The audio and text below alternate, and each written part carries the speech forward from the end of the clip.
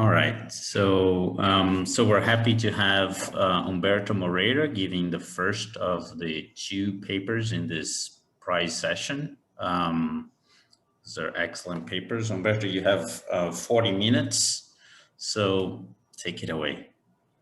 Okay, thank you very much, Henrique. Thank you for the organizers of the meeting.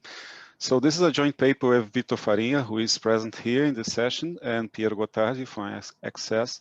And this paper is about risk classification in insurance market with two dimensions of heterogeneity, right?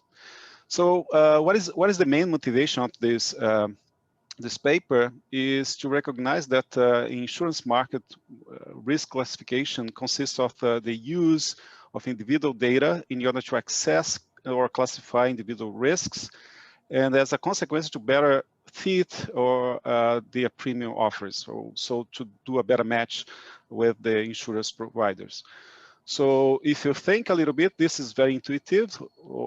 The use of more information may reduce the information asymmetry on one hand, but on the other hand, it also introduces price dispersion, because now the price is going to depend on other information, and that can hurt the insuree since he is risk averse typically, right?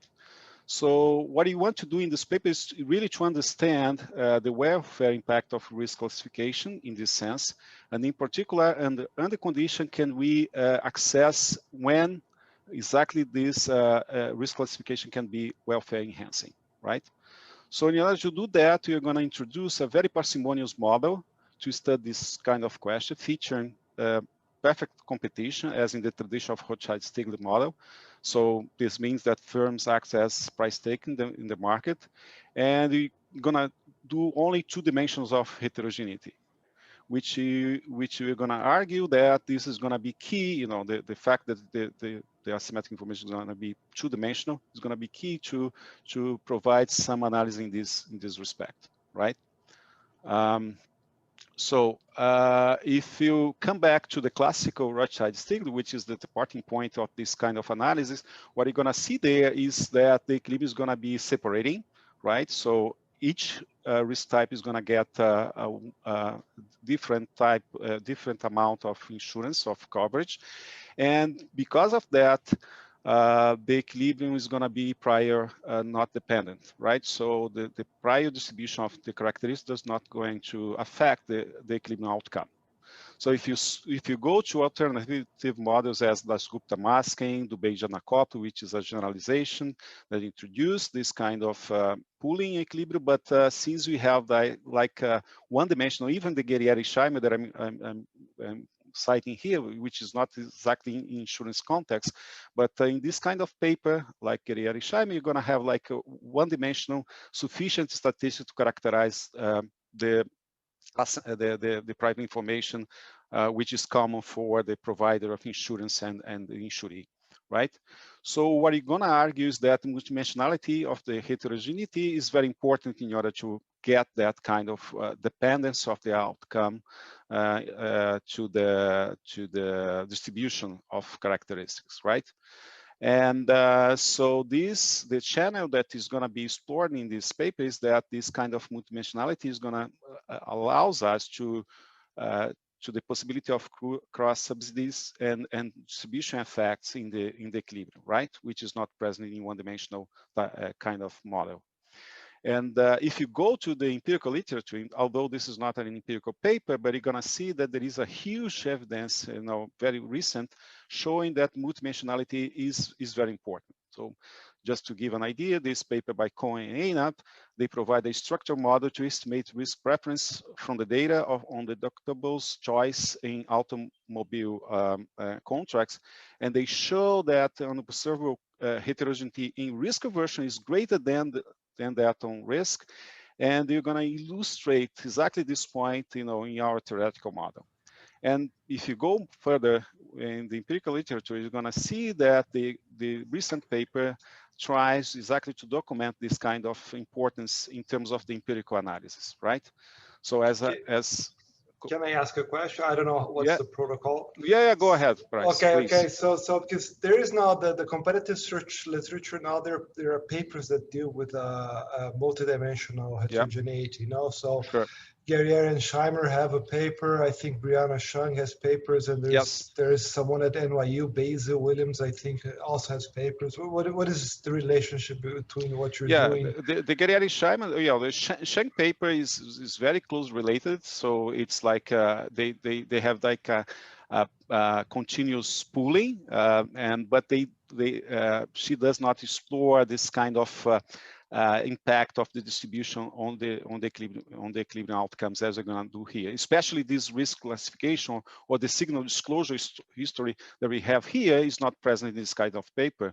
Guerriere Scheimer paper is a multidimensional, but as I said, it relies on the idea that we can map, this multidimensional characteristic just to one-dimensional characteristic, and then you go back again to a kind of one-dimensional analysis. It's true that we can play with the distribution and see the impact, but that the effect is going to be mechanical. You don't really going to see how the distribution is going to affect the elasticity of demand for insurance in this kind of model, right?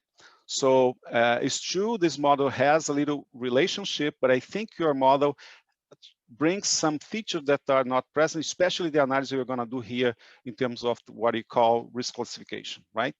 That's our main difference. I don't know if Vito wants to, put more information on this answer, but I think this is pretty much the difference between our contribution and theirs. No, so right, just to add something mentioned with both of these papers, Chang and Guerriere Scheimer's, the preferences of the informed side, they're such that at any two types, they're indifference curves either satisfy single crossing or they are identical. So this means you can find a one-dimensional, sufficient statistic that for the property information of agents as it comes to their preferences over context. Exactly. In our case, you cannot do that, right? So what this paper does, so you consider, as I said, a price-taking competitive insurance model with risk dispersion and preference heterogeneity. That is these two dimensions that I talked about. So we provide equilibrium characterization, right? So our model is going to be parsimonious, in a way it's very simple, but although it's simple, it's very hard in general to do the equilibrium characterization in this kind of model.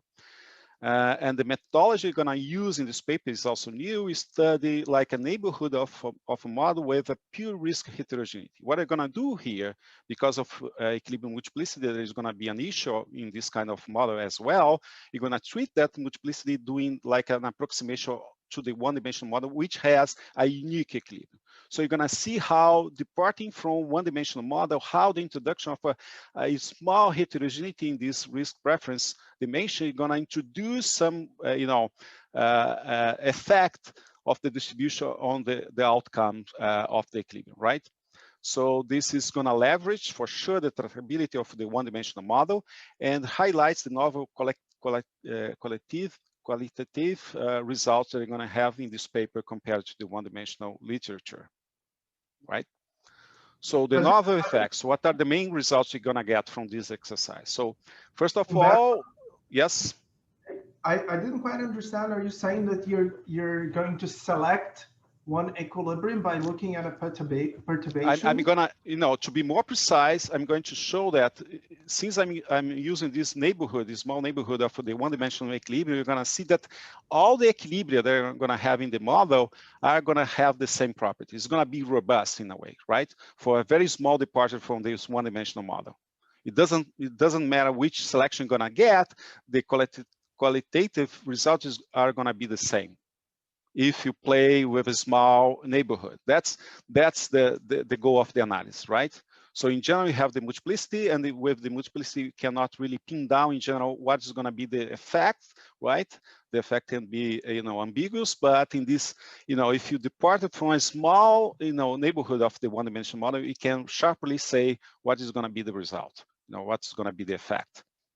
Do you understand, Eduardo? All right. Yes, I got it. Thanks. So there are two kinds of exercises you're going to do in this paper. One is the signal disclosure, which is exactly connect with this risk classification story that I was motivating first, right? So what you're going to do is that you're going to introduce a kind of monotonicity property, a kind of the definition of monotonicity of the signal structure. And with this monotonicity condition is by chance, by coincidence, or by luck, is really related to some measure of entropy divergence in the literature. So it's not that we are using the entropy as a way to measure the monotonicity, but the monotonicity property that we identify that leads to the welfare enhancing property is naturally related to this Kullback-Leibniz divergence measure. I'm going to explain this better when I present the result. So with that, we're going to really have like necessary and sufficient condition to show that when a signal structure is going to be beneficial for the insurer, right? So it's like a characterization result in terms of what are the signal structures that are going to be the ones that you want to release information, right?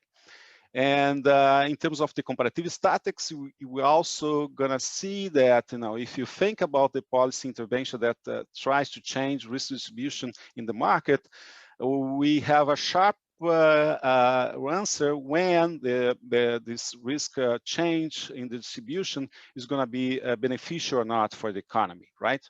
So the key point here is to show that the way you measure the risk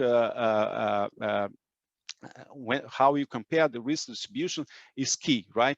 If you use first stochastic dominance kind of definition, then that's not is not going to lead you to exactly always the signal is the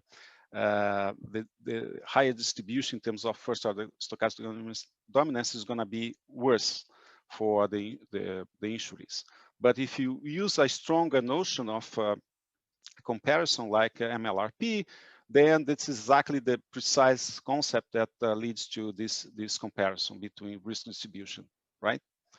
Let me go to, so I'm going to skip that. It's just, the literature very briefly is just to say how our paper fits into this literature. So you have like theoretical models, 2x2 models, no single crossing models, and on the side of the multidimensionality, on the side of the competitive structure, we have like a huge literature. More recently, we have this paper by Azevedo and Gottlieb. They have like a general existence and result in a very general multidimensional model. Our model, is related to theirs, but you are more precise in terms of the characterization. They don't really have a characterization result in their paper, right? So they have like a more approximation plus a numerical way to access, but they don't talk about multiplicity. They don't really talk about this kind of risk classification signal disclosure that we have in this paper, right? On the empirical side, I just mentioned briefly that.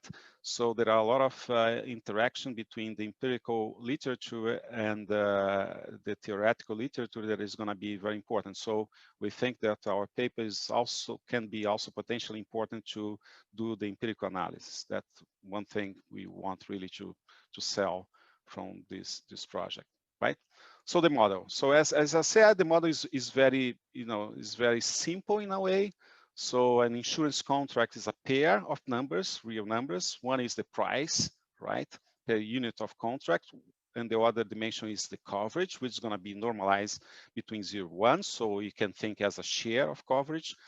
And the consumer's preference on coverage is going to be a quadratic specification, right? In this quadratic specification, there are two parts. One is linear with respect to the coverage level, which means that the marginal willingness to pay for coverage is exactly his type, the risk type, which is mu. And there is a quadratic loss, which depends on the difference between X and 1, which is one is the maximum amount of coverage, right? So as you go, if you are most coverage, so the loss you feel is lower, in a quadratic way, and is weighted by the risk aversion parameter here, rho, right? Minus the price you pay per contract, right? So that's the utility of the agent. And these are the two dimensions, the risk level and the risk aversion, risk preference parameter.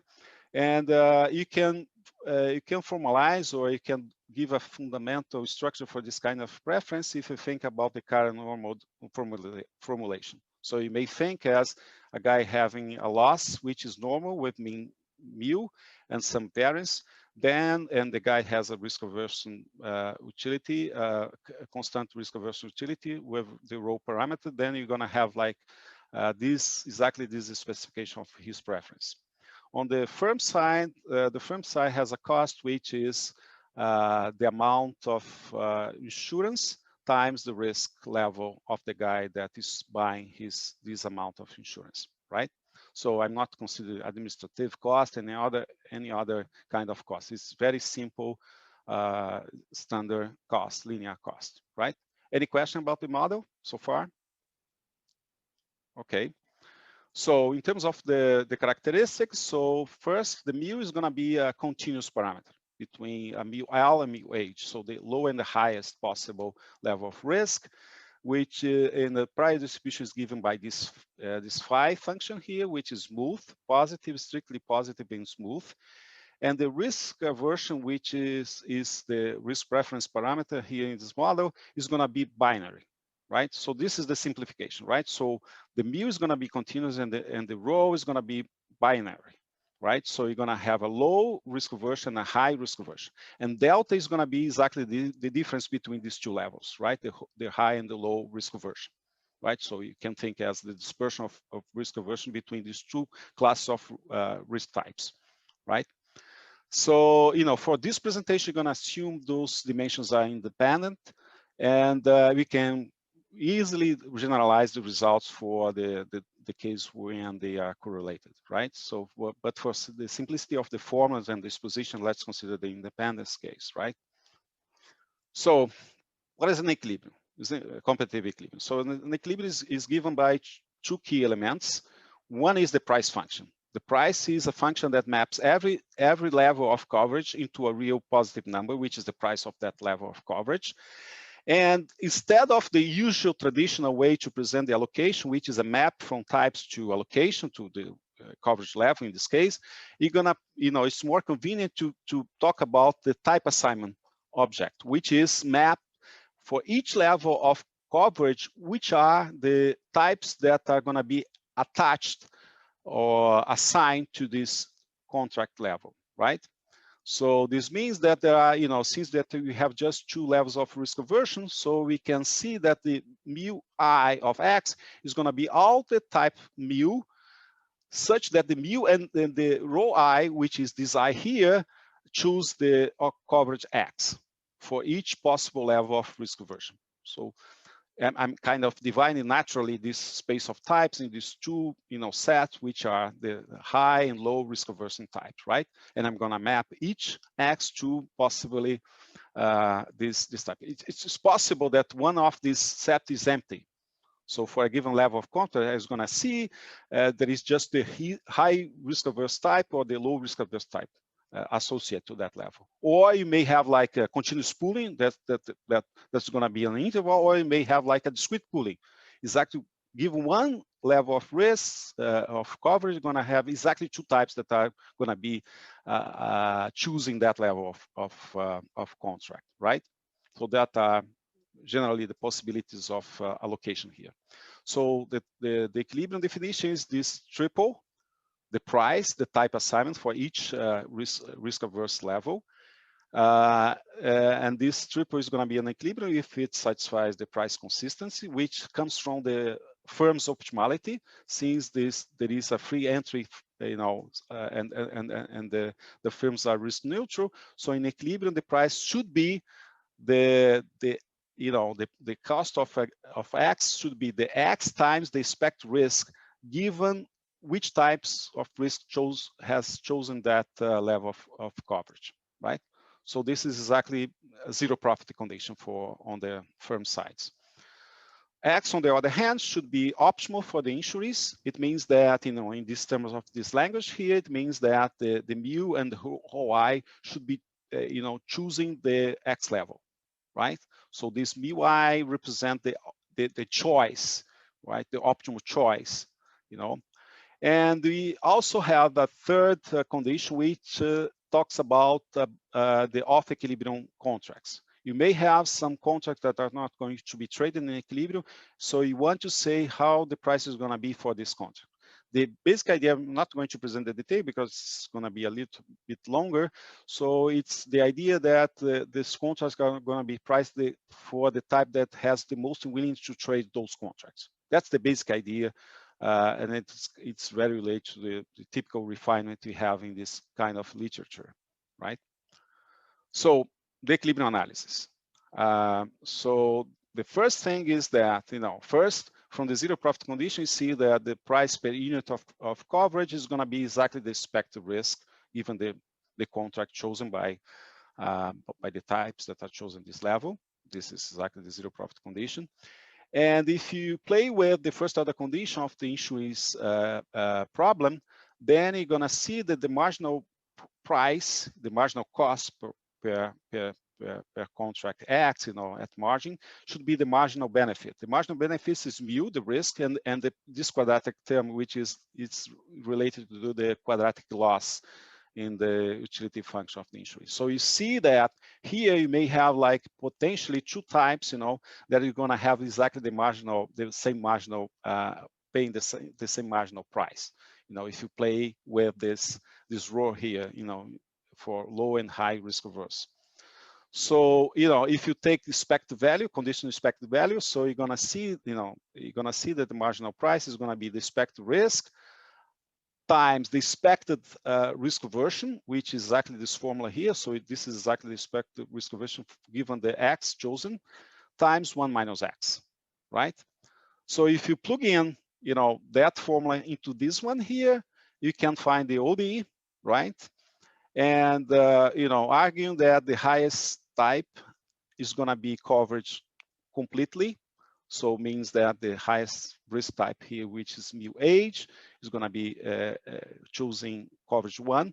And you can easily solve this ordinary differential equation here, right?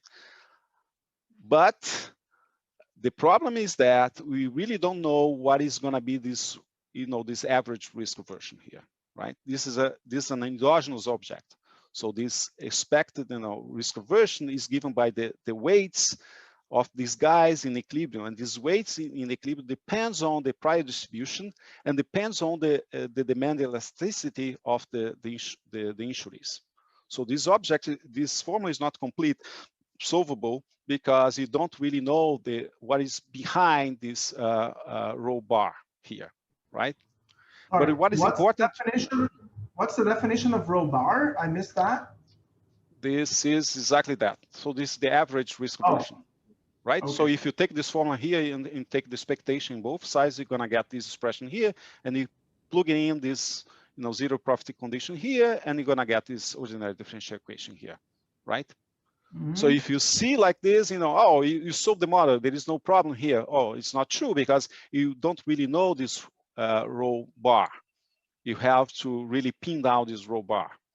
That's the complication of the model, right? So, for instance, in one-dimensional case that I'm going to present in a minute, then it's over because this is none, right? This is going to be a rho naught, which is the level of risk aversion that is known by the population. But here is an average of something that you don't know the realization. You have to come up what is the weights of this this type rho in equilibrium, which is endogenous, right? All right. But what this formula is important, and I want to highlight that, is this top-down effect, right? Now, if you see a type that is choosing a given level X, so what is important for him is not only, his risk, right? But all risk that is coming above him, all the types that are choosing higher level of coverage, right? This is exactly given by this formula. This comes from incentive compatibility constraint. In the end, this is exactly incentive compatibility constraint that is pinned down from the ordinary differential equation coming from the first order condition of the insurer, right? But this is a channel that is very important for the analysis, as you're gonna see, right? So let's start with the delta equals to 0, right? case. And then you're gonna see that the formula is very simple, because now you know the rho naught, right? So the equilibrium is gonna be unique, no dependence on the distribution, as you see from this formula, right? This is not new, this is in Rothschild signaling and also here, right? So the analysis for the two-dimensional case. So now let's suppose the delta is positive. Now you have really to play with this two dimension, right? So now for a given quantity, let's think about this, you know, this region of the equilibrium that we exactly have two types in terms of risk aversion that is choosing the same level of coverage, right? Rho L, rho H, and ML, MH, right? I know from the first order condition, these two types has to satisfy this condition here. And this implies that there is like the gap between the two types, low risk aversion, high risk aversion, that is choosing the same level of content. There is a gap between these two guys. So in a way, there is like, you know, for the same level of coverage, there is a, you know, a high risk associated to that low risk aversion compared to the high risk aversion low risk, right? So this difference is positive, meaning that the low risk type is going to be higher than the high risk averse type associated to the same coverage. So maybe a picture is going to be more clarifying in terms of the characterization, right, of the equilibrium. So this is a numerical example from the uniform distribution case. So the equilibrium object is going to be like this. So if you see the, you know, for the high level of coverage, then you're going to have just one type choosing that level, which is going to be exactly the high risk averse type, right? So these guys are, you know, separating, right? These guys are going to be unique, right? As in the one-dimensional model. And the same for the low part, right? For the low part, you know, for the low coverage level, you're going to have only the low risk averse type choosing that level, just a unique type. But in the middle, you're going to have this phenomenon here, right? For a given level here in the middle, so you're going to have exactly two types. One each is the low risk averse, as I said before, this guy is going to be higher, right? For associated to the same level of coverage, and this guy, which is low, which is the high risk, right? So these guys are pooling. And the average risk, you know, the average of these two types is gonna give you the average price, right? So this is exactly the average risk. So I'm doing a convex combination given by this endogenous weight that comes from the equilibrium, right? That I was saying before, right? So that's pinned down. As you see, the price function is gonna be exactly this black line, which is exactly the average risk for every possible risk level. You see there is a transition between these two regions, the separating and the discrete pooling region, which is going to be complemented by a continuous pooling. You see here these small intervals here of low and high risk averse types. These are exactly the pooling types, continuously pooling types in the transition. That's the way to make the price function a continuous function, which is a necessary condition to be an equilibrium in the first place, right? So these are the transitions. So we're gonna have this kind of 5-region situation: separation, continuous pooling here, discrete pooling here, continuous pooling again, and then separation again, right? And to give you a little bit of the idea, now, as I said, you know, I'm going to play with the delta, making the delta going to 0. What's gonna happen with this picture? What is gonna happen in this picture is that the discrete pooling part is going to be cover all the regions. So you're going to push this pooling upwards and this pooling downwards. So as if these two curves are going to be approximating this one-dimensional thing, right? So as you approximate the one-dimensional model, you're going to approximate with this discrete pooling region, right? And that is going to be important because this is going to be the transmission of the multidimensional aspect of the model, right? The one-dimensional to the multidimensional aspect of the model is through this discrete pooling region, which is the essential element of the equilibrium analysis, right? So this is the proposition, is just to say, you know, this is exactly the proposition that materialized the picture, right? I'm not going to go there, but there is just one important observation, is that for every fixed small delta, there exists not only one, but a multiple equilibria for this model.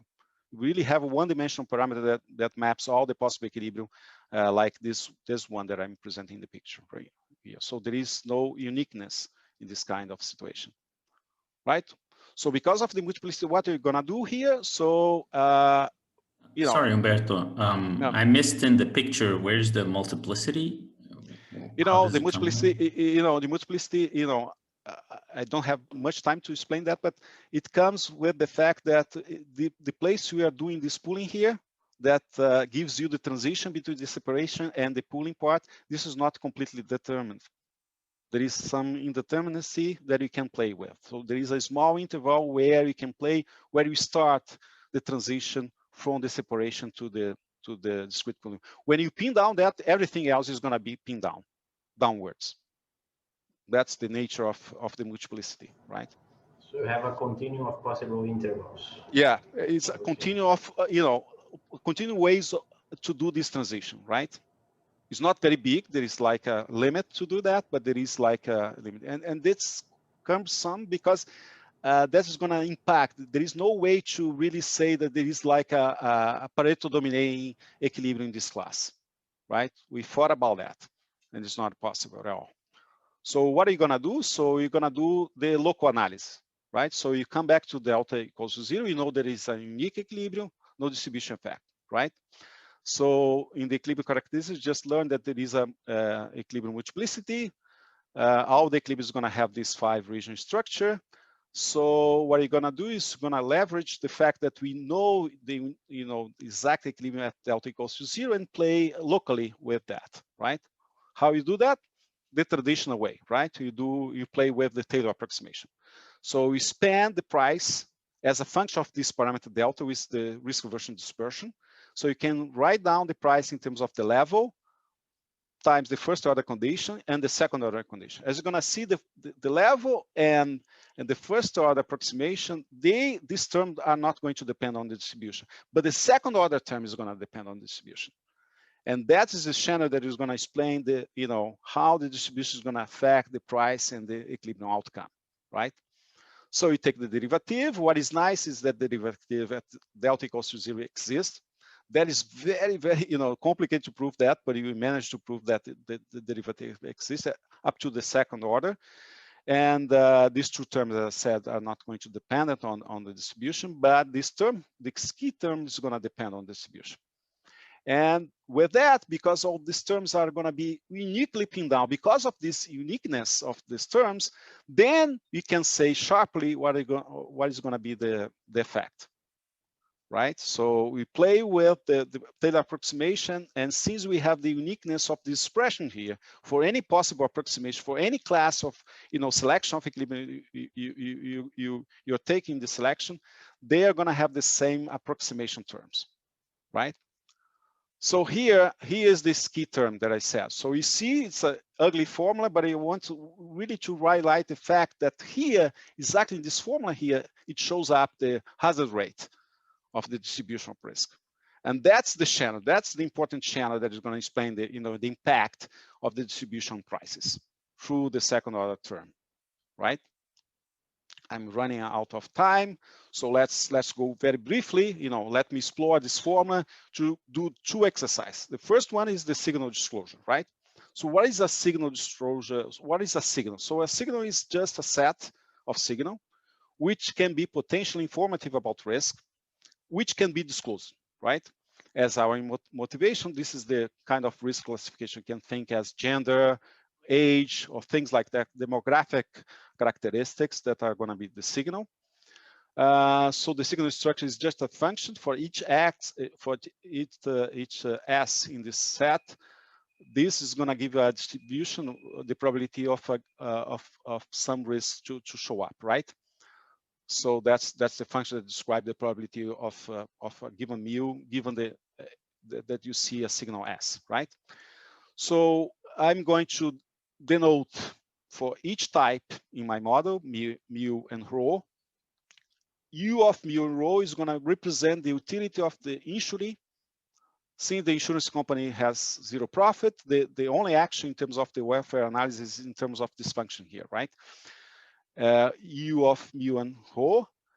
And when you have the signal disclosure and S is observed, you're going to denote U in superindex S to represent the utility given this exposed signal revelation, right?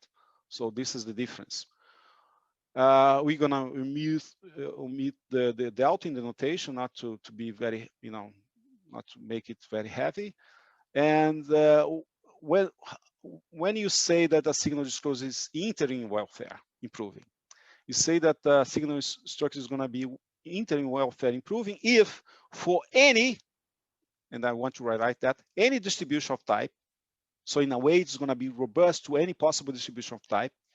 And every possible realization of type, the expected utility in terms of the signal disclosure is going to be higher than the utility is going to achieve if you don't have signal disclosure. If you take, the accent distribution, you don't consider the signal. So what I'm saying here is that I disclose the signal, so I see the realization in terms of the realization of the signal. I take the expectation of that, right, and see when this term here is going to be bigger or not to the benchmark case when I don't disclose. I take the average of the distribution in terms of the signal, right? So if this happens, I'm going to say that the signal structure is welfare enhancing. Do you understand the definition? Is it clear? All right. So I want to highlight this is a stronger notion than ex-ante criteria because I'm taking this type by type realization, right? So it's a notion that I'm considering type by type. So it's enhancing in terms of all types, all possible types in the economy, right? So let's fix ideas just to, how much time do I have? I'm out of time, right? Almost. You can take like 4 more minutes since we started a little late. Let me go very briefly here. So let's think about the binary case, which is simpler. So suppose that we have 2 signals, good and bad. Good, bad means that, bad means that, it's more likely that you're going to have like the bad signal as you go, as you increase the risk, right? So in terms of the monotonicity here, to fix idea, this pi function is going to be increasing, right? If S is B, and it's going to be decreasing if S is G, right? Which is the same that the ratio of these 2 densities is going to be, these 2 probabilities is going to be increasing, B over G, right? Which is the likelihood of these two signal in a way. So the proposition that we have here is a signal structure is entering welfare improving if and only if it's monotonic. Monotonic meaning that likelihood to be increasing. So I won't have time to go, it's a pity, but I won't have time to go really to the intuitive idea here. But the thing is that, if you see the effect through the statistical element, it's true that you have an equilibrium. So as you disclose, you're going to have the reaction of the agent. So they are going to re-optimize and choose different coverage. But let's fix, suppose that the only thing is a statistical effect. As you disclosure, so you disclose a good signal, it means that this is going to be good news about the types that are choosing higher risk, higher coverage level than you, because of the top-down effect that I showed in the formula before. And because of this channel, I can lax the incentive compatibility constraint when I disclose a monotonic signal, a signal that releases more information about high risk when the signal is bad and good risk when the signal is good, right? That's a little bit the logic behind this argument that I don't have time to go through. When you don't have a monotonic signal, you can show really with extreme examples that that the welfare analysis go in the other direction, at least for the very low risk types, right? So you show that for the low risk type, if you disclose a no monotonic signal, that can be harmful for low risk in the population, right? That's another point. And in terms of generalization, so monotonicity I present in the case of binary case, but you can generalize that with this notion of the Kullback-Leibler divergence measure, which exactly, it's a kind of metric, but it's not a metric indeed. It's a positive measure. but it's not symmetric and does not satisfy the triangle inequality, but it just essentially says that if two measures are different, are divergent, they are more informative. And the monotonicity condition here is to say that if you take, like, let's say risk mu and mu prime, if mu prime is greater than mu, so it means this divergence measure is going to be increasing. It's going to be more informative as you go up in terms of the risk level, right? As you go up in terms of the risk coverage, another way to see that, right? So this is a generalization of the monotonicity condition of the binary case, and the results generalized to this very general structure of signal, right? In terms of the comparative statics, the thing, if you go back again to the formula I presented you before, the second order approximation, you're going to see that mechanically, if you compare to risk distribution, the comparison in the end of the day is going to be given by the hazard rate comparison between these two distributions, family B and family A. So suppose that you increase the risk in terms of log likelihood, then it's mechanical that the price is going to go up, right? That's essentially the thing. So the results we have is that with MLRP, which is the stronger notion of comparison, you really have this negative effect on prices. High risk in terms of MLRP order is going to represent a negative effect on price.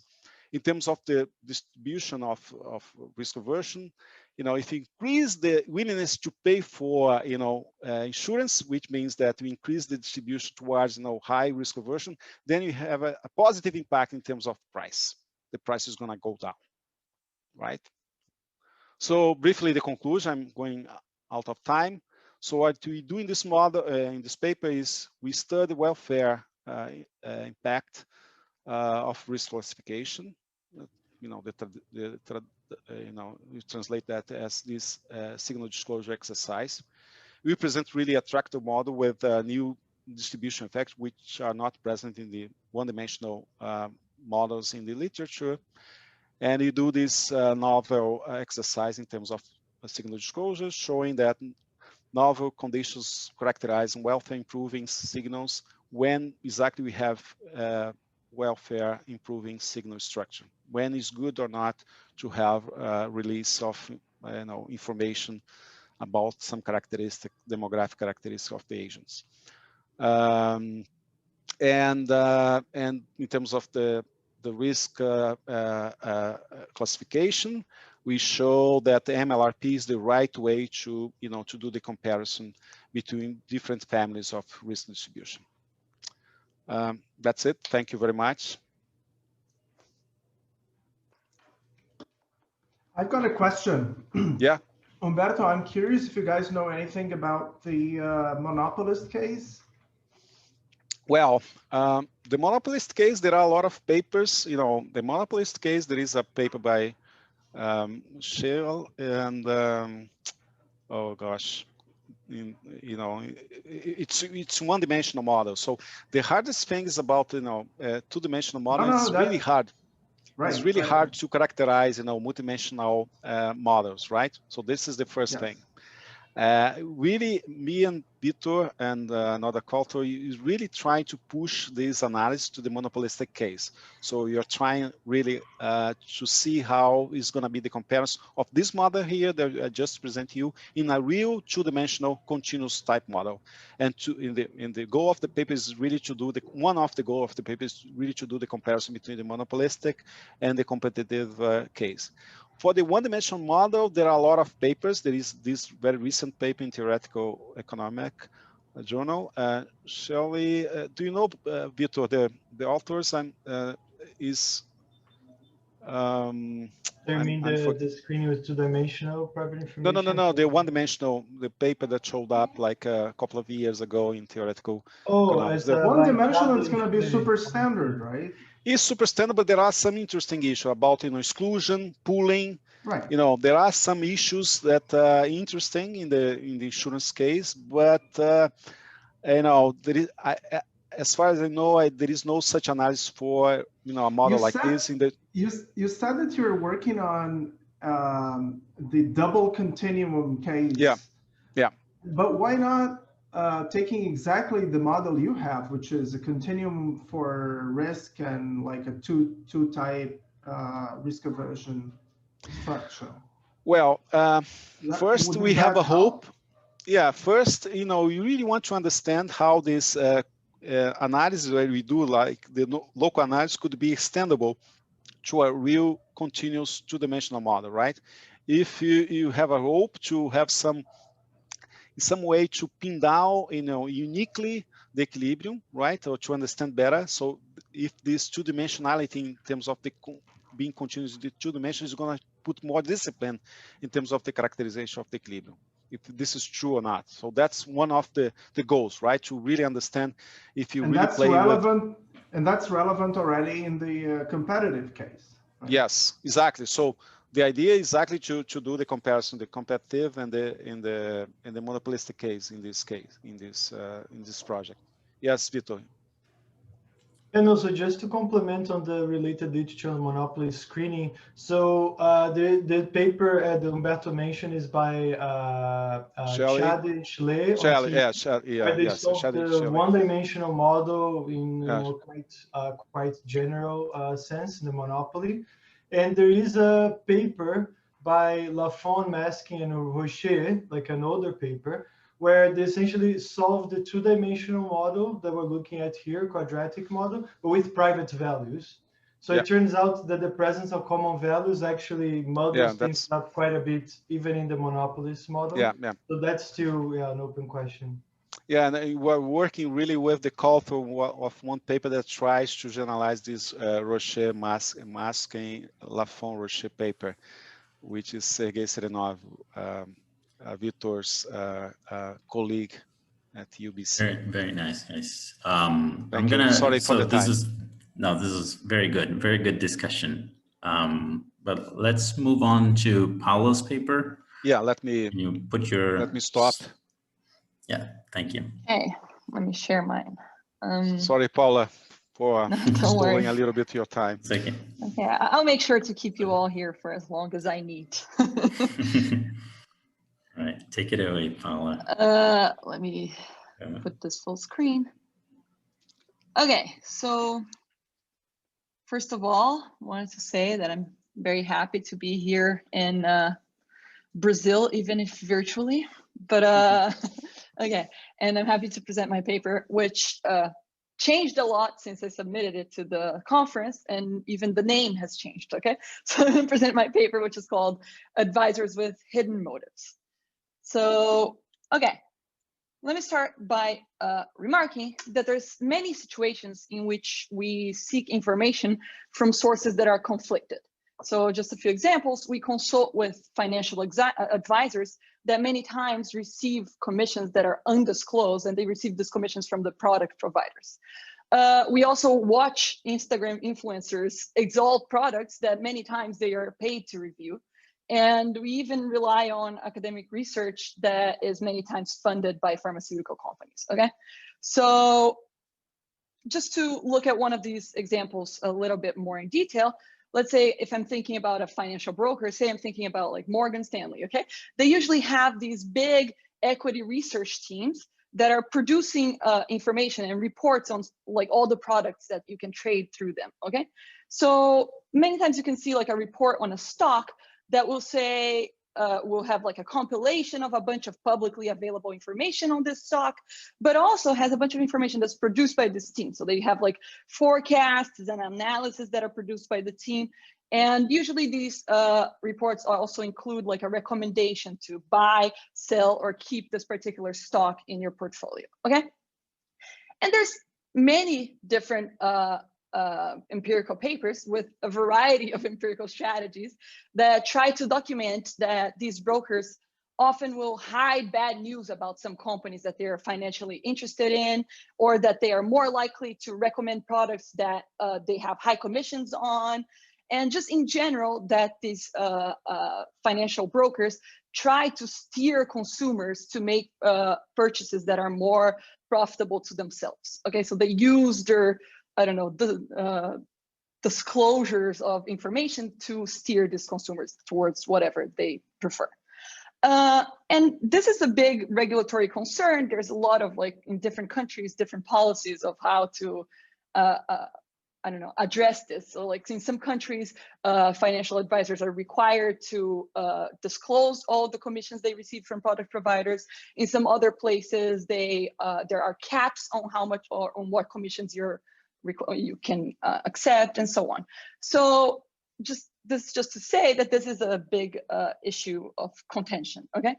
So what do I do in my paper is I propose a model with advisors that have hidden motives, okay? So in my model, I'm gonna have a sender who is the advisor who acquires information about a certain object, and he commits to some rule to disclose this information to a receiver. And this receiver can then see this information that was disclosed and purchase this object that he received information about, okay? And importantly, what is hidden about the advisor's motives here is that the sale of this object might be more or less profitable to the advisor, okay? And this object's profitability is not observed by the receiver, okay?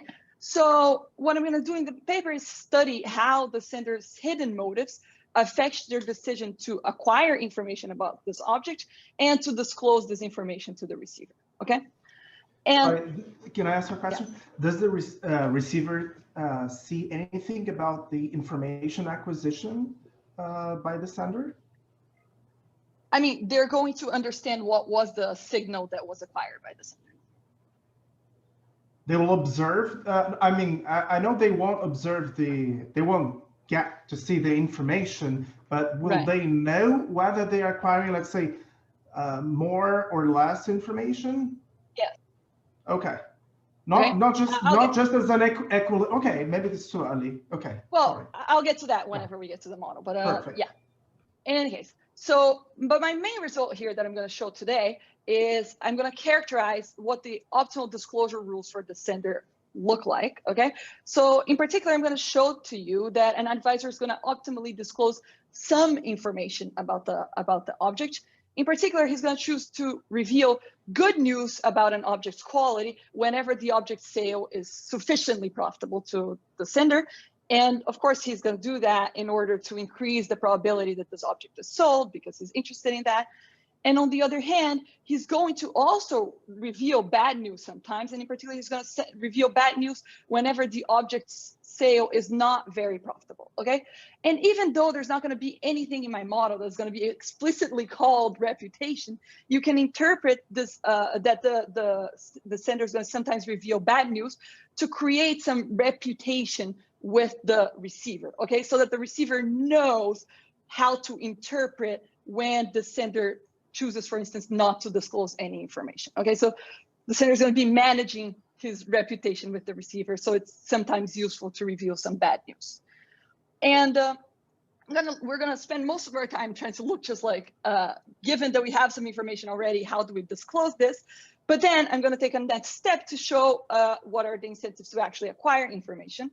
And I'm going to show you in particular that the sender's hidden motives can actually be an additional incentive to invest in acquiring information about this object, okay? And in particular, we're gonna see that this means that the sender's hidden motives may actually be beneficial to the receiver in terms of the overall informativeness that they get from this advisor, okay? In the paper, I actually say what implications, I tell you about some implications of this about policy, but I don't have anything of that sense here in my presentation today.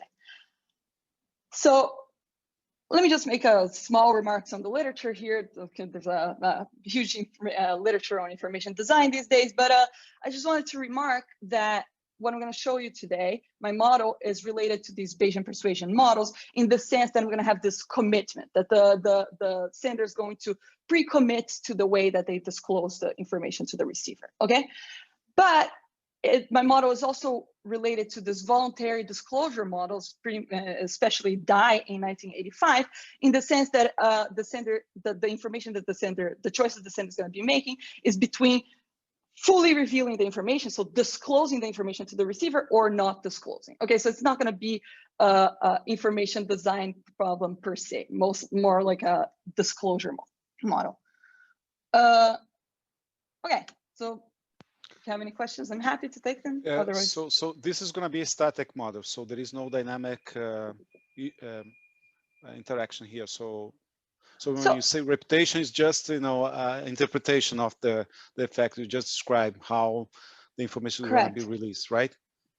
Exactly. So there is not going to be any dynamic here and no actual reputation building. But, you know, there are actually these new papers to some people here at NYU, like Ennio Sacchetti and David Pierce and Laurent Matevet. They have this new paper trying I heard of. Yeah. They're trying to justify that the commitment assumption in these Bayesian persuasion models can actually be interpreted as a repeated interaction. That's exactly what I was thinking about. Yes, exactly. So in that sense, you can think that there's like this flavor or dynamics in my model through this like commitment assumption. But of course, I don't actually explicitly model the reputation building here. Although I do have some things to say about it. I'm happy to talk about it at some point. Great. Okay, let me tell you what my model is. So as I said, I'm going to have a sender who's going to inform a receiver about some object, okay? And importantly, this object is going to have two characteristics. So the object has a quality, which I'm calling X here, between 0 and 1, and it's drawn from some common prior. And this object also has a profitability, which I'm calling W, which is drawn from some other common prior that I'm calling W here, big W for the little w. And this quality and profitability are going to be independently drawn. Moreover, could be positive correlated. The result would stand in is more natural case. So you would think that higher quality is gonna give you more profitability, right? So let me tell you. So whenever I'm talking about my optimal disclosure rule, this independence assumption is not important. So you could just like, I'm stating this as independent, but the proposition is true for whatever distribution, okay, the proposition that I'm going to show you. But whenever we're talking about actually the incentives to acquire information, it is important whether these things are positively correlated or not. And in whatever I'm going to tell you today, I'm going to take them to be independent. All right. Okay. Okay, so moreover, this receiver is going to have access to some outside option, which I'm calling Y, which is also distributed. It's also between 0 and 1, and it's drawn from some common prior, big Y. So I'm still going to tell you more information about like who sees what and what information they have at some point. But the end goal is that this receiver is going to have to choose one of two actions. So the receiver has a binary action to take, which I'm going to be calling buy or not buy here. Okay. So if the receiver does buy the object, they're going to receive exactly the quality of the object, X, okay? And in that case, the sender receives the profitability. So what this quality and profitability are saying is that quality is what matters to the receiver and the profitability is what matters to the sender, okay? And that's what they receive upon the sale of the object. And on the other hand, the receiver may choose to not buy this object, and in that case, they keep their outside option, which is Y, and the sender gets 0 because no sale was executed, okay? So let me just read this in terms of the financial advisor case that I was telling you about. So you can think in the context of the financial advisor, you should think this about the quality as the suitability of this project, of this asset to the investor, and the profitability could be whatever commissions the sender is receiving from the financial product provider, okay? And importantly— So the commission is kind of uncorrelated with the quality. Right, here I'm taking it to be uncorrelated, but again, it's what I said to Umberto. For the first result that I'm going to show you, you could think of it whichever way you want. Okay, so I'm telling you about buy or not buy the object, but I'm not mentioning any price. So in particular here, when we're thinking about this context of the financial advisor, many times the prices of these assets are not really negotiated between the financial advisor and the investor, right? But rather, they are already some price that is set by the market. So I'm taking here the price to be some exogenous value that was set by the market. And so you should interpret this quality X as already being the quality of this product net of the whatever price it costs, okay? You can think of this as like a brokerage firm that it has like, oh, the advisor tells you buy this stock here, and then he gets a commission, and this stock has some quality that he has information about, and he discloses some information to you as a buyer. It's exactly that. okay? So, and in particular, just one more thing that I wanted to talk about. So when we think about this distribution of receiver outside options, what you should think about is that, so let's say that I'm creating like this report from Morgan Stanley. Many people are going to observe this report, okay? And they're going to, and each of these people, they have like, I don't know, different preferences for risk or different, I don't know, outside options, things that they are already invested in. And you should think of this distribution big Y as the understanding of the sender of what the distribution of like these people's private investments are, okay? So they understand like on average how people are, I don't know, whatever they are already invested in, and how they would react to whatever information they receive. Okay, so now let me tell you a bit more about actually how the information transmission happens here. So we're going to, I told you that the sender is going to acquire and then disclose information, but first we're going to just pretend that the information has already been acquired. Okay, so let's say that the sender has access to some signal of this object's quality, okay? So it could be that he observes perfectly what the object's quality is, but it could also be that he just observes any signal, okay? So whenever there's a certain realization of the signal, the sender understands what that means in terms of what the expected value of the object's quality is, okay? So, and in my model here, like the receiver is risk neutral. So all that's gonna matter to him is actually the expected value of the object's quality upon the realization of the signal, okay? So in that case, we can understand, we can just like describe the signal that the sender has access to as just the distribution of posterior means that is induced by this signal, okay? And I'm calling this distribution S for signal.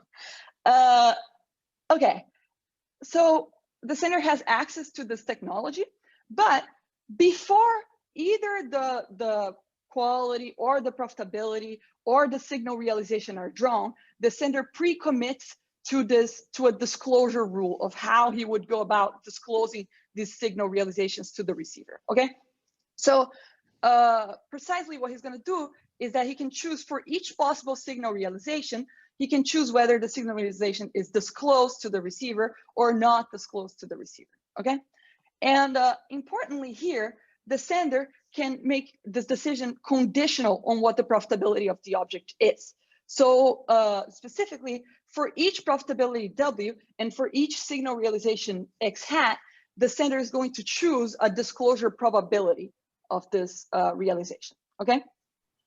So a disclosure policy here is just gonna be exactly this function that maps profitabilities and signal realizations into a probability of disclosure, okay? And just to clarify, the commitment is made prior to the sender getting to know the profitability. So there's no informed principle problem.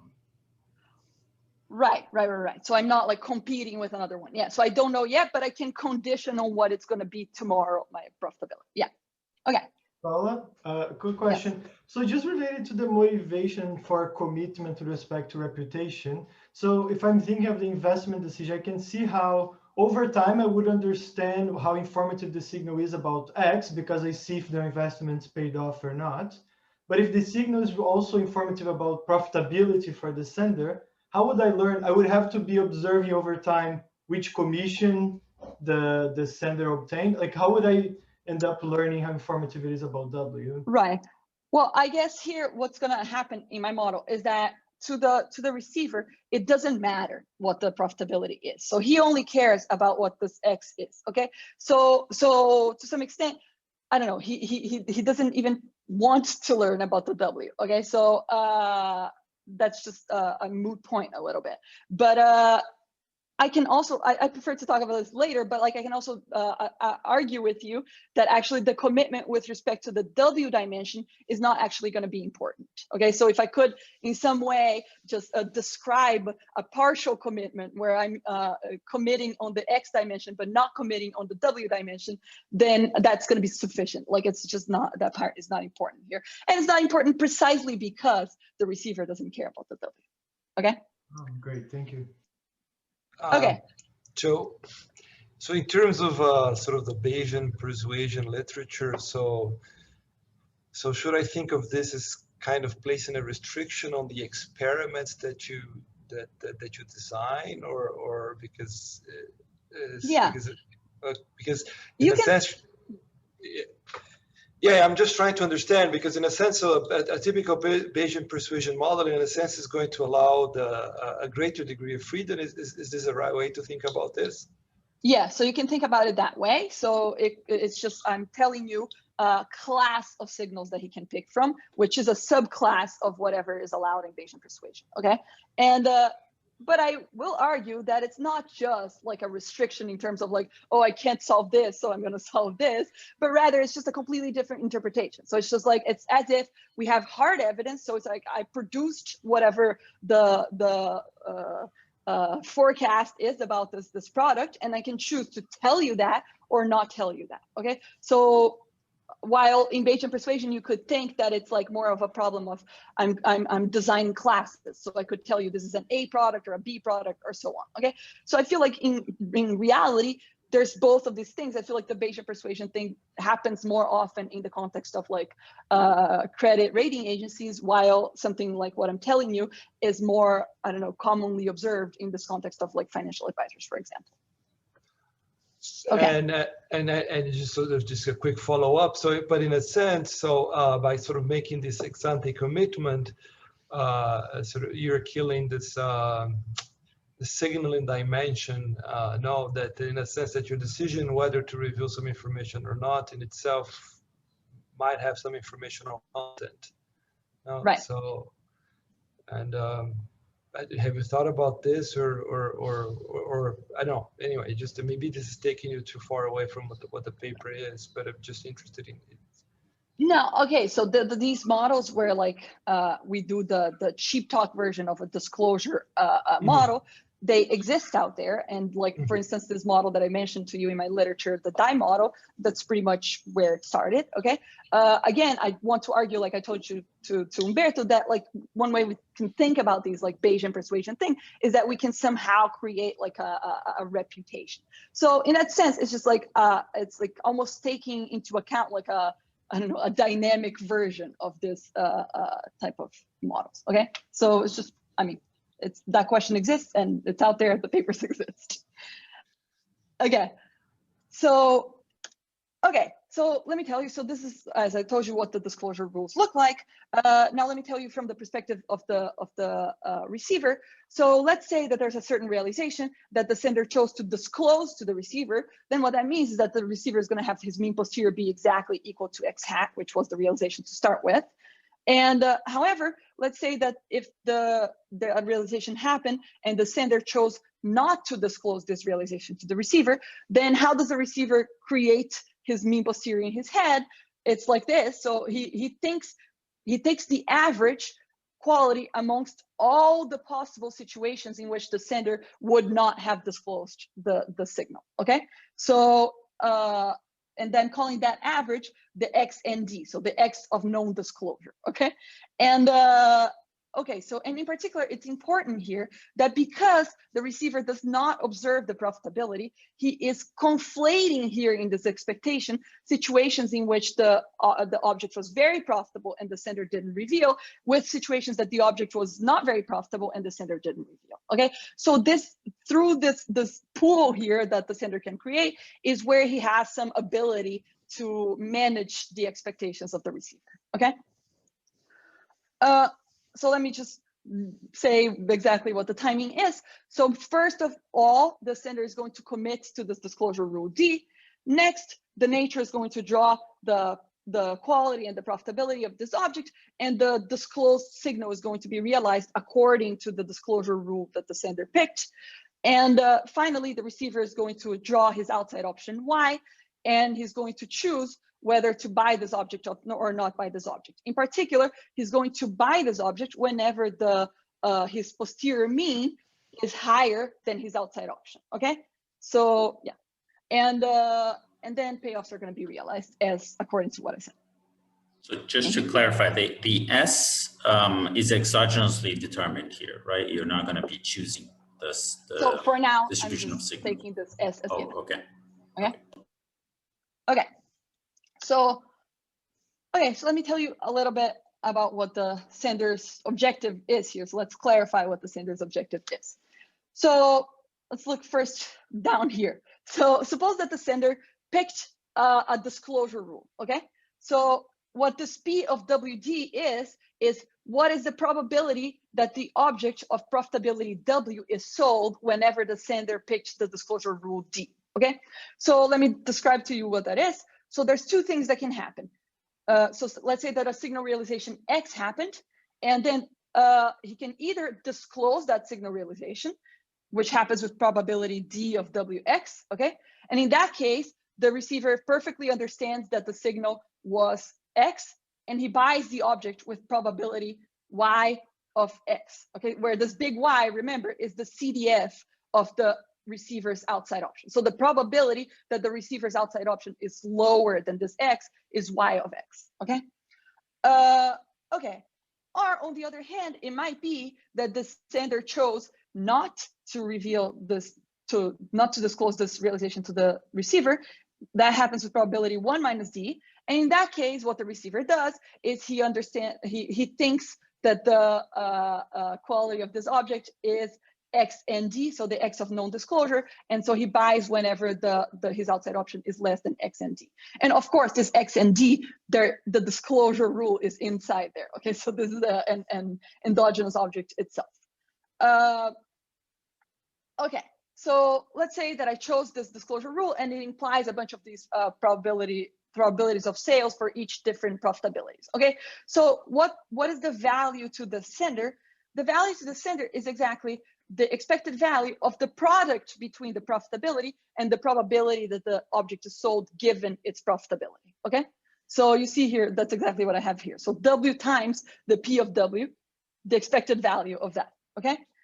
And importantly, I can just split this into two terms, okay? So I'm gonna split this into one term, which is gonna be the expected profitability of this object times the expected probability of sale, plus a covariance term, okay? So on the one hand, what the sender wants to do is he wants to maximize overall the probability that this object gets sold, okay? Any object, whichever the profitability is. And on the other hand, what he wants to do is he wants to maximize what's the covariance between the profitability of the object and the probability that the object gets sold, okay? So I guess this is a pretty clean way to think about this, that the sender has this conflicting, sometimes you're going to see that it's conflicting objective of maximizing both the overall probability of sale, but also the covariance. So sometimes I might be willing to give up on the overall probability of sale if that means to maximize the covariance, okay? Okay, so Paula, that's just a quick question. So this expression of P seems to say that whenever I disclose, the agent buys, right? Yeah. So I'm never going to disclose a signal that leads to the agent not buying. Is that the case? Right, but I pre-committed. So I'm also affecting the XND itself with my disclosure rule. So I might want to disclose to you some things that are negative if that means that it would improve your overall perception whenever I choose to not disclose. Okay? So, okay, so now let me tell you what my optimal disclosure rules look like. So here's my main proposition. So the optimal disclosure rule is going to have a threshold structure. So in particular, there's going to be a quality threshold, which is going to be a certain number, X bar, and there's going to be a profitability threshold, W bar, and it's going to be such that the sender is going to choose to disclose a realization whenever either both the quality and the profitability are above the threshold, or both the quality and the profitability are below the threshold, and not disclose otherwise. So one way to think about this is that whenever the quality and the profitability are above the threshold, for instance, it's a situation in which the quality, which matters to the receiver, and the profitability, which matters to the sender, are in agreement. Okay, so it's like I disclose whenever both the quality component and the profitability component agree. So they're either both high or both low. And I don't disclose whenever they disagree, okay? And in particular, you can see here that while the quality threshold is just a number, the profitability threshold is actually a function, okay? So this W bar depends on what the X is. Sorry, I should have been more clear. I'm plotting here the quality on the X-axis and the profitability on the Y-axis, okay? And I did my best here to try to draw a quality, to try to draw a profitability threshold that looks pretty silly, okay? So just to let you know that in this proposition, I don't yet have any characterizations of what this threshold looks like, okay? So, but I do, once we put in some assumptions on what the distribution of outside options is, or distribution of signals, or so on, I can tell you much more about the characterization of what this function looks like. But so far, let's just take it for what it is. So how important is for this result is the assumption that the X and the W are independently distributed? So not important at all.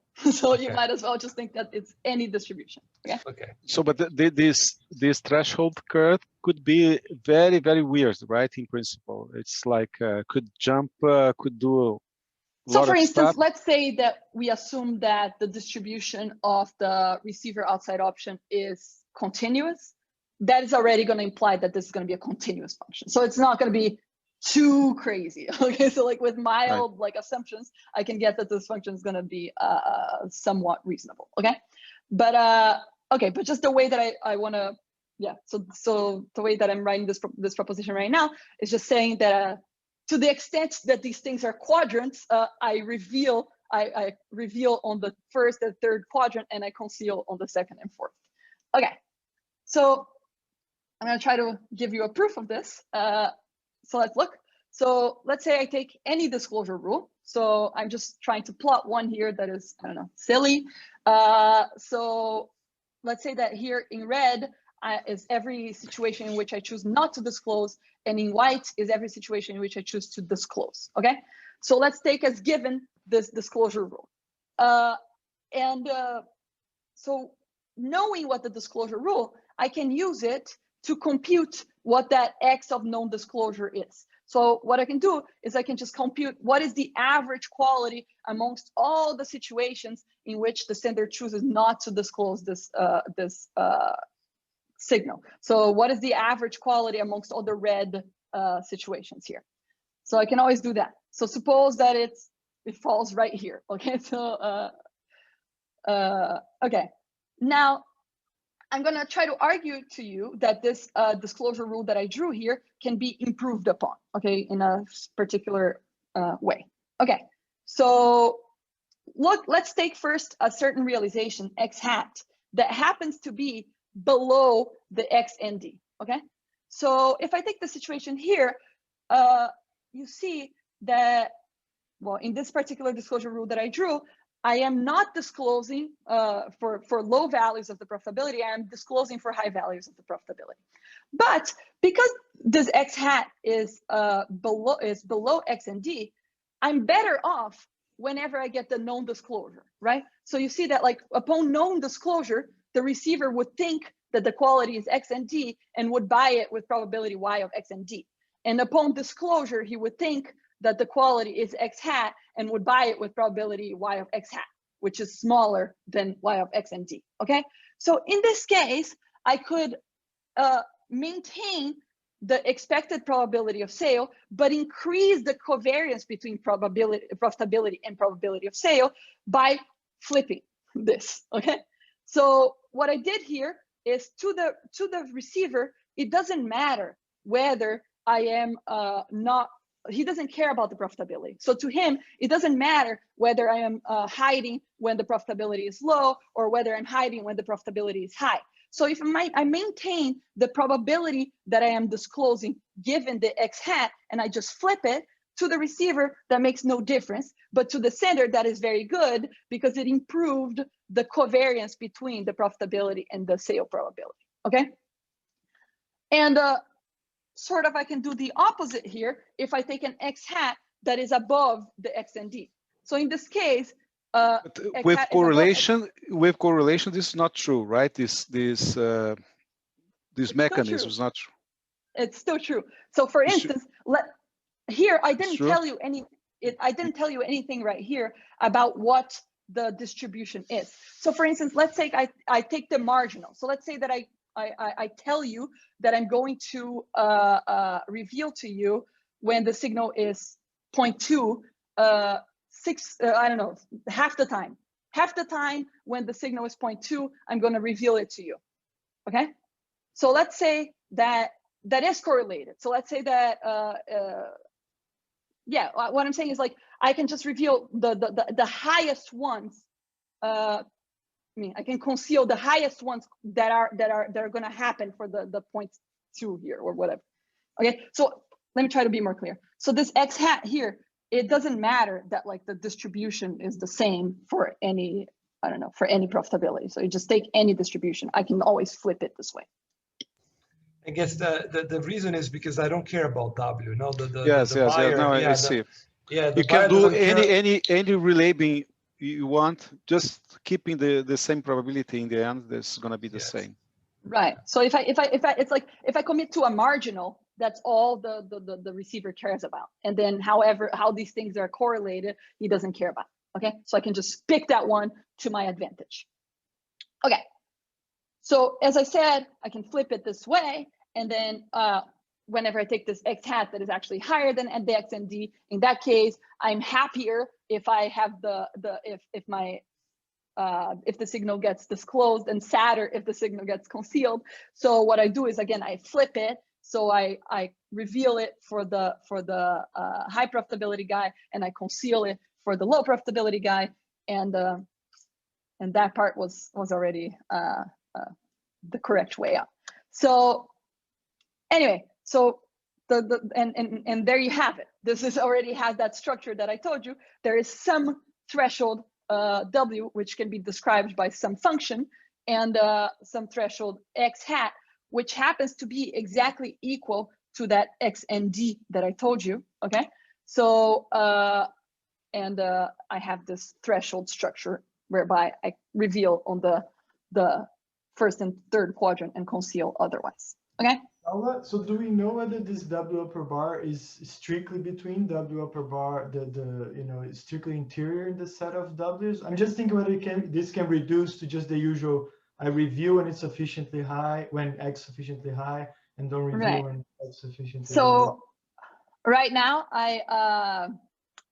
I drew it. Well, I told you that the W was just in the real number, so I made it not bounded. So I mean, it's always interior. I don't know, it has to be, but I can tell you more. So for instance, let's say that there are just two profitability levels. So it could be like low or high or something like that. It's always going to be between the low and the high. Okay, so at least somewhere this function is going to be between these two things. Okay, so just because I'm having fun, let me tell you a bit of like a further characterization that I can have. So for instance, I can tell you that whenever the distribution of the receiver outside options is uniform, okay, so let's say in that case the y is a linear function, I can actually tell you that this W threshold is also just going to be a number, okay, and it's also going to be equal to the average profitability amongst all the non-disclosed signals. And if, for instance, the distribution of the receiver outside options is convex, I can show you that it's going to be a decreasing function, which is going to exactly cross this W and D at X and D, and the opposite if it's concave. So it's going to be a increasing function. So you have closed form solutions for that? So I don't have closed form solutions, but I have an algorithm. So if you tell me, you see that here for each. If I take two numbers, so let's say I have a candidate X and D and a candidate W and D, then I can tell you exactly what this. Then I have given an X and D and a W and D, I know what the closed form solution for this function is. So basically, I can just write an algorithm that's going to test out a bunch of combinations of XND and WND, and I can just tell you exactly what's going to be the optimal disclosure rule. Okay, so it's pretty general. I can always find it sort of easily in my computer. Okay, so I have intuitions and lots of things to say about the convex case, the concave case, but I feel like I'm just not going to have time to get there today. So let me just leave it at that. Okay, so importantly, one way that we can look at this is that let's say I take a very high profitability object. Okay, then we're gonna have this characteristic that I'm gonna like conceal bad realizations and reveal good realizations. And likewise, if I take a very low profitability object, I do the opposite. So I reveal bad realizations and I conceal good realizations. Where of course, if I'm like somewhere in the middle, I could have like some I don't know, some alternating revealing and concealing of the realizations. But I just wanted to show you another picture. So another way to look at this is by plotting what is the posterior mean that is induced on the receiver for each possible signal realization. Okay, so what I have here is on the y-axis is the receiver posterior mean, and on the x-axis is the signal realization. And on the left, I have the case of the low profitability object. So you should think about a very low profitability object. And on the right side, I have the very high profitability object. Okay, so what's happening here is that if I'm a very low profitability object and I get a bad signal realization, it gets realized and the receiver exactly understands what the posterior mean is. So I have the 45-degree line. Versus whenever I have a high profitability realization, I don't reveal that to the receiver and he thinks that the quality is X and D, so that's just a flat. And on the other hand, for the high profitability object, it's the opposite. So for the low, I think it's X and D, and for the high, it's the 45-degree line. So the way that I like to say this is that what the sender induces on the receiver is that he makes the receiver think that the low profitability object is at most X and D good. And he makes the receiver think that the high profitability object is at least X and D good, okay? And you can see that by doing this, what the sender is doing is he's effectively steering sales that are going from the low profitability objects to the high profitability objects, okay? So just making you buy the thing that I like better. Okay. Yeah, just wanted to mention that, you have only one more minute, so just bear that in mind. Okay. I mean, you can take 2. Oh, I thought it was like 15 more minutes. I thought it was crazy. Okay. Okay. So let me, I was going to tell you, okay, I'm going to tell you about information acquisition, but I'll tell you a very silly case. So let's say that the acquiring information is costly to the sender. So in particular, let's just say that instead of committing to just the disclosure rule, he actually first chooses also to acquire or not acquire the signal of the object's quality. So either I have no information or I have a signal, okay? And having a signal costs K, okay? And what I want to do is I want to relate the degree to which the sender has hidden motives with his decision to invest in this information to start with. So here I'm just defining what like more hidden is. So I'm going to say that the sender has transparent motives if the distribution of profitabilities is just a degenerate distribution. So in that case, the receiver just understands fully what the profitability is. And in particular, I'm going to say that he's more hidden if he has a mean preserving spread of the distribution of profitabilities. Okay, so if my distribution of profitabilities is more spread out, I understand less, the receiver understands less what the motivation of the sender is, okay? And the proposition that I wanted to show you is just to say that here in this case, the sender is going to acquire this costly signal of the object if and only if his motives are sufficiently hidden. So if a sender is acquiring the signal and I make him more hidden, he continues acquiring the signal.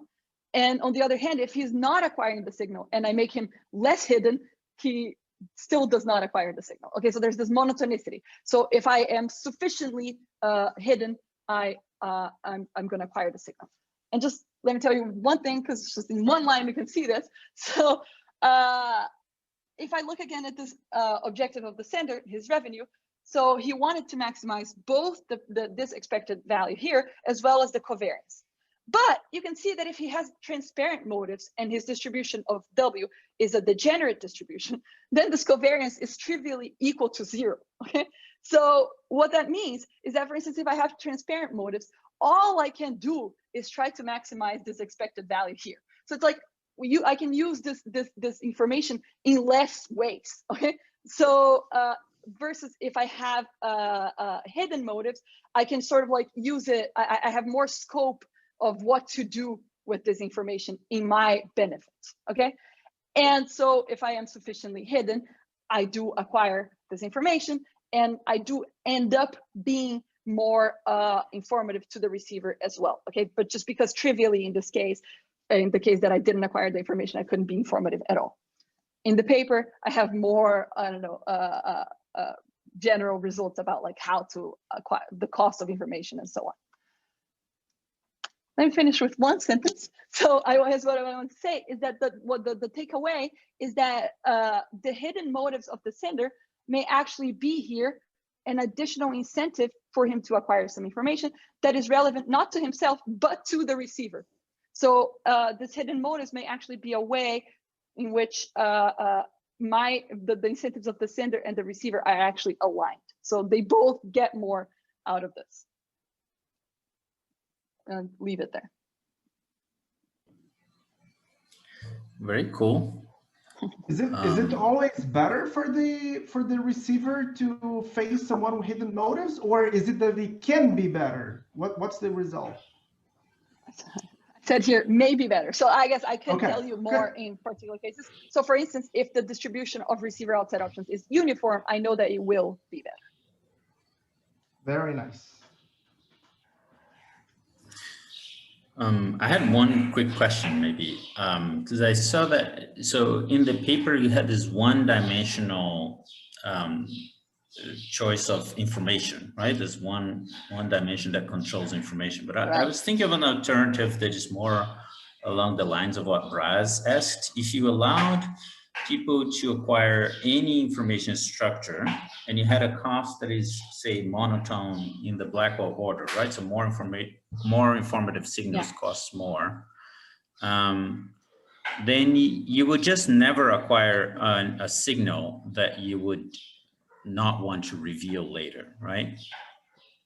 Like, so, you know, if you would, So here, one important thing is that when I'm talking, of course, I should have told people more about like the setup of the acquiring that I have in the paper. But so here, when I say that these things are independent, when I invest in acquiring a signal about the quality, I'm investing in acquiring a signal about the quality for all the profitabilities. Okay, so it's like I'm gonna know, regardless of what this profitability is, what the distribution of signals are. So I might want to acquire some information that I'm not gonna reveal because I acquire it as a bundle for all these profitability objects. Okay, so it's like and then I can just selectively disclose whenever it's convenient for me. But if I could already invest in acquiring this thing as a correlated signal about the profitability of the signal, then I agree that there would be no reason to actually acquire things I am not going to end up disclosing. And those papers are also out there. So. Okay, cool. All right. Very nice. All right, great. I think that's it. We can stop here. This is very good. Okay. Thanks a lot. Thank you, Paula. Thank you very much. Thank you very much. Thank you, Eduardo, Bryce, Rafael, very nice. Nikki. Thank you. All the audience. Bye-bye. Thank you. Bye, Vitor. Go have breakfast. Or sleep again. Yes. Back to bed. Bye-bye. Take care. Bye.